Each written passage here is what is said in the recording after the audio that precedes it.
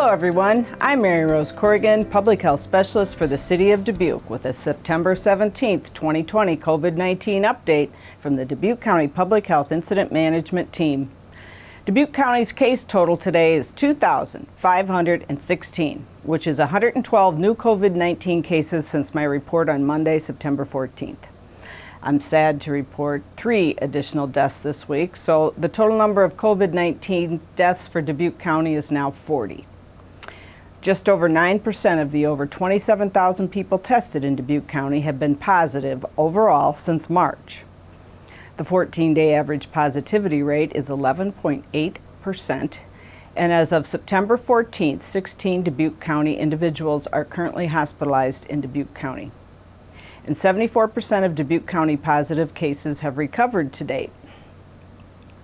The state added 2,165 cases since Monday, September 14th. As of September 17th, 2020 at 2 p.m., Iowa has a total of 77,062 positive cases. 10.7% of Iowans tested overall have been positive, and yesterday's state 14-day average positivity rate was 8.3%. Deaths reported in the state total 1,250 Iowans. Currently, 271 cases are hospitalized throughout the state, and about 72% of Iowans have recovered. As I stated Monday, our cases here in Dubuque County keep increasing, including the 14-day trend line and the positivity rate. This also means we're back in the red zone. Yes, the newest White House task force released to the governors on September 13th shows Iowa, Dubuque County, and the city of Dubuque all returning to the red zone due to having greater than 100 cases per 100,000 population in the previous 7 days, along with the test positivity rate above 10%. Iowa had the 3rd highest new cases per 100,000 in the country and the 16th highest positivity rate. Dubuque was in the yellow zone for a brief time. Now we're back in the red zone, and the number of positive cases so far this week indicates we're staying there. Although this is just one indicator, it provides a snapshot of where we are in this pandemic and reminds of us our ongoing vulnerability to COVID-19 infection. Now for the big issue of the week, and the topic I and the entire incident management team have been getting the most questions about: Halloween, and especially, will we be having trick-or-treat? I totally understand how we don't have much to look forward to these days, especially for our kids. But right now, our cases keep increasing, and trying to plan for an event 6 weeks out is not easy. Some communities in Dubuque County have already determined whether trick-or-treat will occur. Here in the city of Dubuque, we're doing some research, looking at ideas, and plan to make a recommendation to the City Council at their October 5th meeting. Quite frankly, if we made the decision now, I'm not sure we'd be comfortable having trick-or-treat. But in a few weeks, we may miraculously turn things around and start having fewer COVID-19 cases. Whether we have trick-or-treat or not, remember, it's optional, both for the treaters and the people handing out candy. There are a lot of ideas out there for celebrating Halloween in a pandemic-safe way. Take a look at the tips on our website and do some investigating. There are lots of good ideas out there.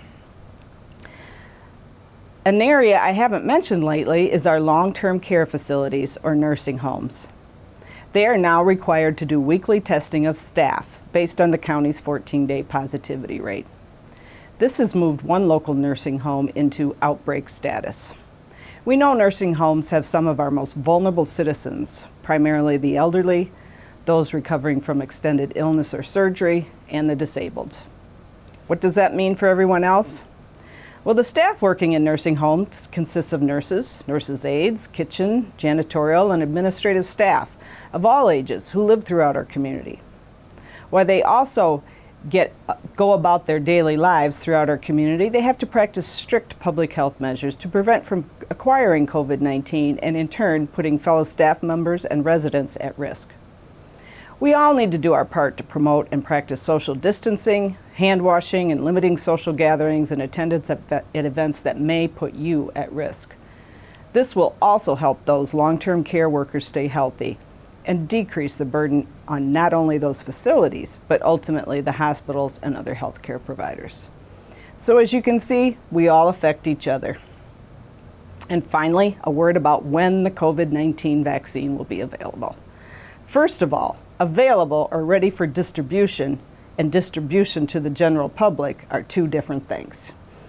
You see, when the vaccine is first distributed to state and local health departments, it will be restricted for priority groups, such as healthcare workers, first responders, and long-term care facilities.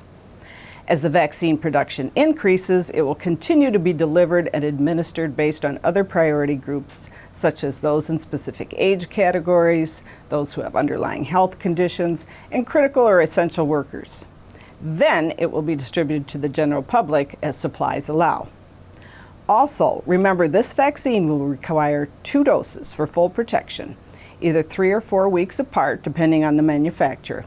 And this will create some capacity challenges for our vaccination clinics, for staffing and schedules.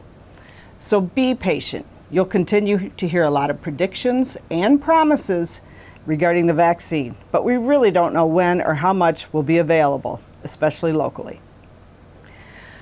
We're not officially into fall yet, and it looks like we can still enjoy the outdoors this weekend. You're probably tired of me talking about healthy eating and physical activity and other wellness issues. I want to give a big thanks to my city co-worker Ariel for her recent social media post that said, "If you don't make time for your wellness, you will be forced to make time for your illness." Thanks for tuning in today, everybody, because we're all in this together.